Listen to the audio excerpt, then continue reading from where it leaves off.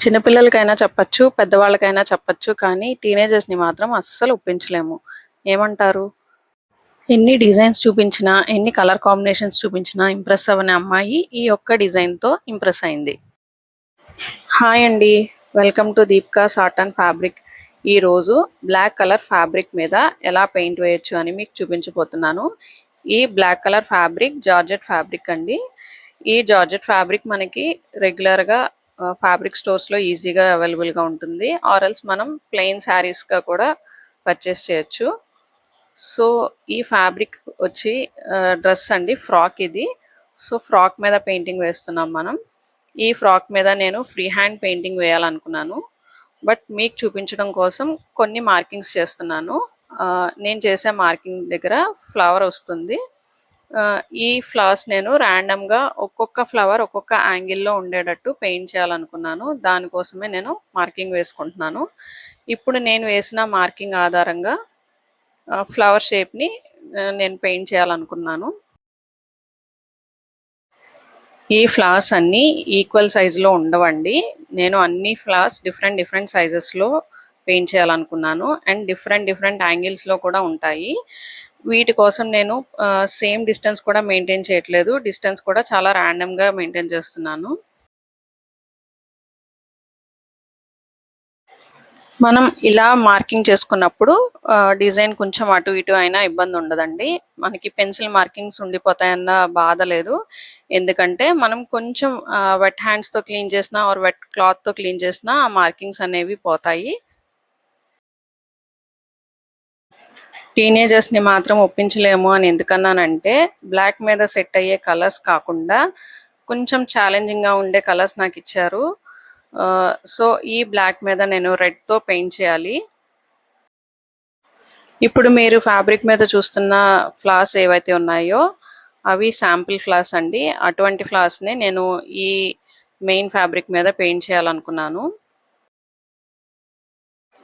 మనం గీసుకున్న ఓవెల్ షేప్లో నేను పెటల్స్ని పెయింట్ చేస్తున్నాను చూడండి. పెటల్స్కి ఫస్ట్ ఒక షేప్ ఇస్తున్నాను పెయింట్ తోటి.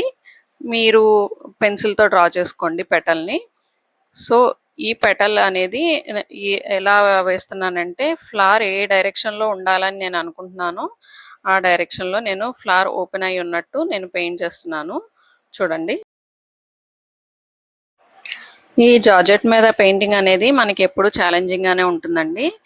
సో దీనికి కలర్ని నేను డైల్యూట్ చేయట్లేదు అండ్ ఎటువంటి లిక్విడ్ కూడా మిక్స్ చేయలేదు. నేను దీనికోసం కలర్ తీసుకున్నాను, కొంచెంగా అప్లై చేసుకుంటూ వెళ్ళాను. డార్క్ కలర్ ఫ్యాబ్రిక్ మీద పెయింటింగ్ ఎప్పుడు ఛాలెంజింగ్గానే ఉంటుందండి. దట్టు మనం తీసుకునేది జార్జెట్ ఫ్యాబ్రిక్ కాబట్టి ఇంకా ఛాలెంజింగ్గానే ఉంది. అండ్ మనం పెయింట్ చేసేది ఏంటంటే ఒక పాప ఫ్రాక్ కాబట్టి తనకి నచ్చినట్టుగా నేను పెయింట్ చేయాలనుకున్నాను. బేస్ కోట్ వేసిన తర్వాత మనం కావాల్సిన కలర్ వేసుకుంటాం కదా, అలా వేస్తే వచ్చే షేడ్ కూడా తనకు నచ్చలేదు. సో నేను డైరెక్ట్గానే కలర్ తీసుకున్నాను. అండ్ మనం ఇలాంటి ట్రాన్స్పరెంట్గా ఉండే ఫ్యాబ్రిక్స్కి బేస్ కోట్ వేసుకుని కలర్ వేసుకుంటే కూడా కొంచెం డిఫరెంట్గా ఉంటుంది. పెటల్లో 85% నేను రెడ్తో ఫిల్ చేశానండి. ఆ తర్వాత నేను ఏ కలర్తో షేడ్ చేయాలనుకున్నానో ఆ కలర్ని అప్లై చేస్తున్నాను.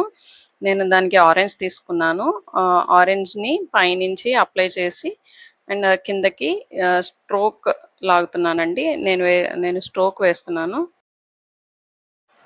ఇంకా ఇటువంటి డిఫరెంట్ ఫ్యాబ్రిక్స్ మీద డిఫరెంట్ కలర్ కాంబినేషన్స్తో డిఫరెంట్ ఛాలెంజెస్తో పెయింటింగ్ చేయాలనుకుంటే ఖచ్చితంగా మన ఛానల్ని సబ్స్క్రైబ్ చేయండి.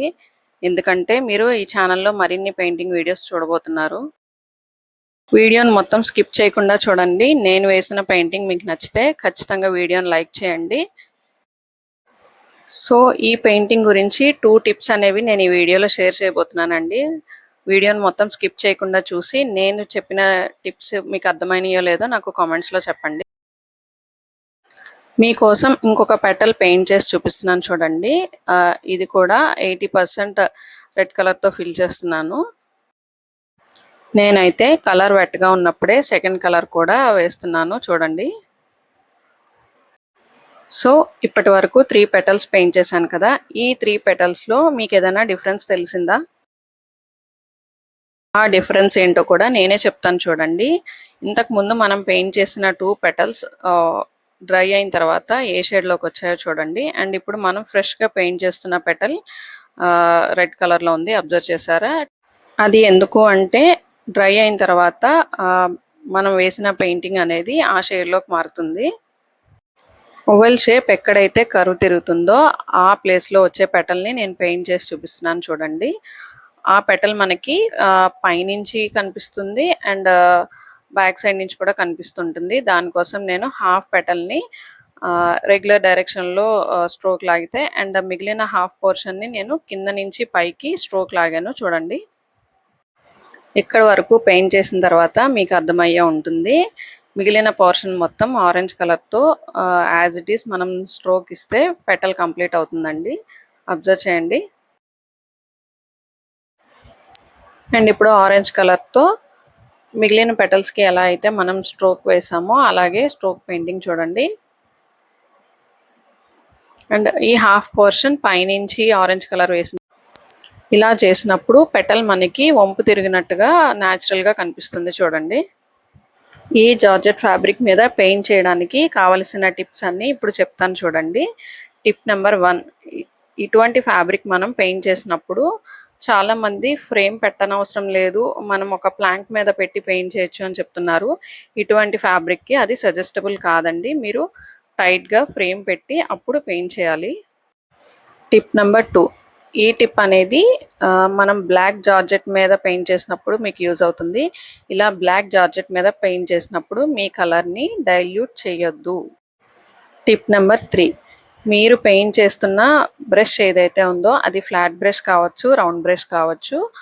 ఆ బ్రష్కి సరిపడినంత కలర్ తీసుకోండి అండ్ కొంచెం కొంచెంగా డ్రాగ్ చేయండి. ఒకటేసారి ఎక్కువ లెంగ్త్ని పెయింట్ చేయాలని ట్రై చేయొద్దు.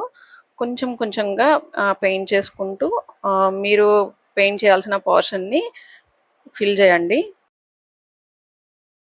నేను చెప్పిన టిప్స్ అన్నీ మీకు అర్థమైనాయి అనుకుంటున్నాను.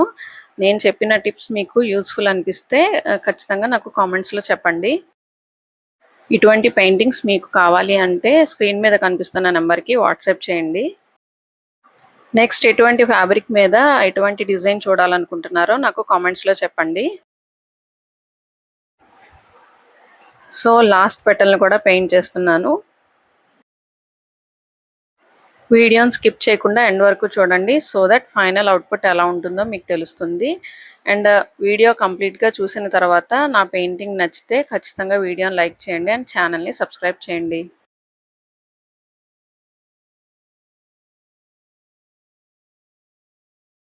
ఇక్కడ చూడండి, కొంచెం ఆరెంజ్ కలర్ తీసుకుని పెటల్స్ని హైలైట్ చేస్తున్నాను. ఆరెంజ్ కలర్తో హైలైట్ చేసిన తర్వాత ఫ్లవర్ సెంటర్లో బ్రౌన్ కలర్తో పెయింట్ చేశాను అండ్ ఆ బ్రౌన్ కలర్ చుట్టూ నేను ఎల్లో కలర్తో పాలిన్స్ ఇస్తున్నాను. ఈ పాలిన్స్ అన్నీ డైరెక్ట్ ఎల్లో కాదండి, కొంచెం ఆరెంజ్ కలిపిన ఎల్లోతో కొన్ని అండ్ డైరెక్ట్ ఎల్లోతో కొన్ని ఇచ్చాను. ఈ పెటల్స్ అన్నిటిని డిఫరెన్షియేట్ చేస్తూ మెటాలిక్ గోల్డ్తో నేను అవుట్లైన్ ఇచ్చాను. సో మనం ఫ్లవర్ పెయింటింగ్ కంప్లీట్ అయిందండి. అండ్ ఈ ఫ్లవర్తో పాటు కొన్ని లీవ్స్ అండ్ చిన్న చిన్న ఫ్లవర్స్ కూడా పెయింట్ చేశాను. ఇదండి ఫైనల్ అవుట్లుక్. ఈ పెయింటింగ్ కనుక మీకు నచ్చితే ఖచ్చితంగా వీడియోని లైక్ చేయండి, ఛానల్ని సబ్స్క్రైబ్ చేయండి అండ్ థ్యాంక్స్ ఫర్ వాచింగ్.